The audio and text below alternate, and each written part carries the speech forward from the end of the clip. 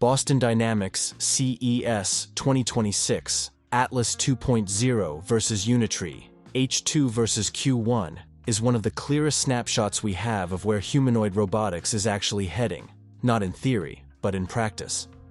These three robots represent very different strategies, very different markets, and very different definitions of what success in humanoid robotics really means. What makes this comparison so important in 2026 is that humanoid robots are no longer judged by backflips and demos.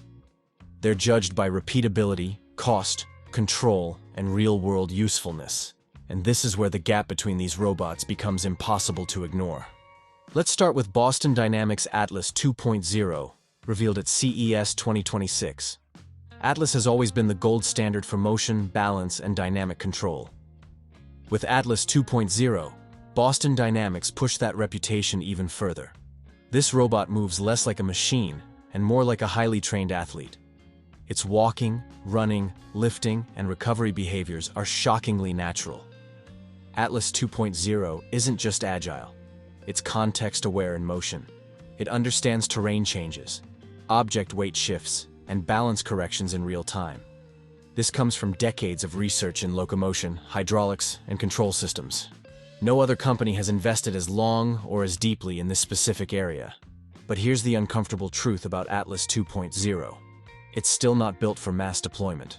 Boston Dynamics designs robots to solve the hardest problems in robotics, not the cheapest ones. Atlas 2.0 is incredibly complex, expensive, and difficult to manufacture at scale.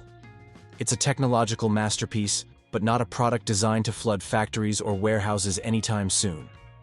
Atlas 2.0 shines in research, defense-adjacent use cases, disaster response, and environments where failure is not an option. It proves what's physically possible, but it doesn't yet prove what's economically scalable. Now contrast that with Unitree H2, which represents almost the opposite philosophy. Unitree's approach is speed, affordability, and iteration. The H2 is designed to be lighter, cheaper, and faster to produce than most Western humanoid robots. It doesn't try to be perfect. It tries to be good enough, quickly. Unitree H2 focuses heavily on electric actuation instead of complex hydraulic systems. This simplifies manufacturing and maintenance while reducing cost. The movements aren't as fluid or powerful as Atlas 2.0, but they're improving rapidly. And in many real-world use cases, good enough motion is more valuable than elite athletic performance. Another major strength of Unitree H2 is accessibility. Unitree actively pushes toward wider developer adoption, research labs, startups, and commercial pilots.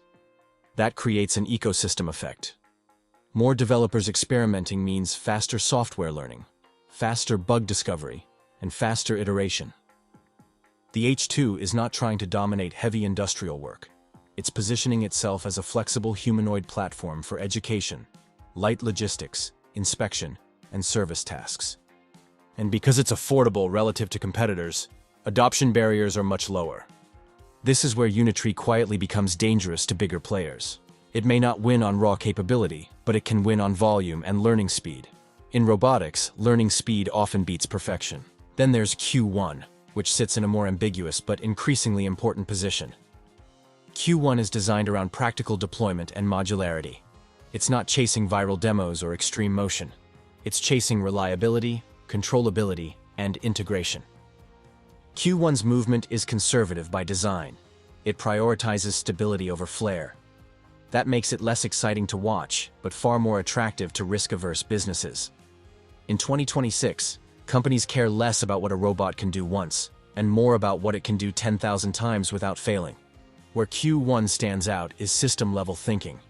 Its architecture is built to integrate with existing automation, enterprise software, and monitoring systems. The robot is treated less like a standalone marvel and more like a node in a larger operational network. Q1 also emphasizes task specialization.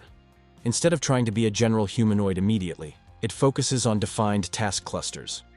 Material handling, inspection, transport, repetitive workplace movement. This makes training, validation, and safety certification much easier. Now, when you compare all three side by side, the philosophical differences become obvious. Atlas 2.0 is about pushing the physical limits of humanoid robotics. It answers the question, what is the best a robot can possibly move? Unitree H2 answers a different question. How fast can humanoid robots spread if we make them affordable and flexible? Q1 answers yet another. How do we actually deploy humanoid robots inside real businesses without breaking workflows or budgets? In terms of intelligence, all three are improving, but in different ways. Atlas 2.0 relies heavily on advanced control systems, tightly coupled with perception. Unitree H2 leans towards software learning and rapid iteration. Q1 focuses on structured task reasoning and predictable behavior. There is no single winner here, because they're not competing for the same immediate outcome. But the long-term implications are clear. Boston Dynamics will continue to define what's possible. Their work influences everyone else, even if their robots aren't everywhere. Unitree will likely dominate early volume adoption, especially in Asia and research-heavy environments.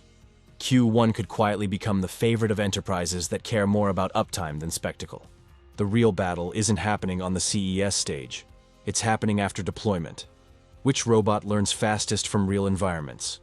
Which one breaks less often? Which one integrates without friction?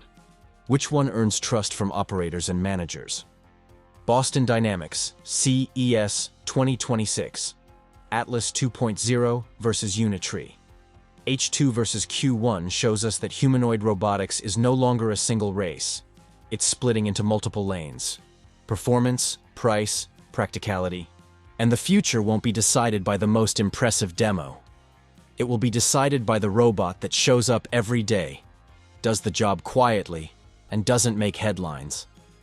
That's the real shift happening in humanoid robotics in 2026, and it's far more important than any single announcement.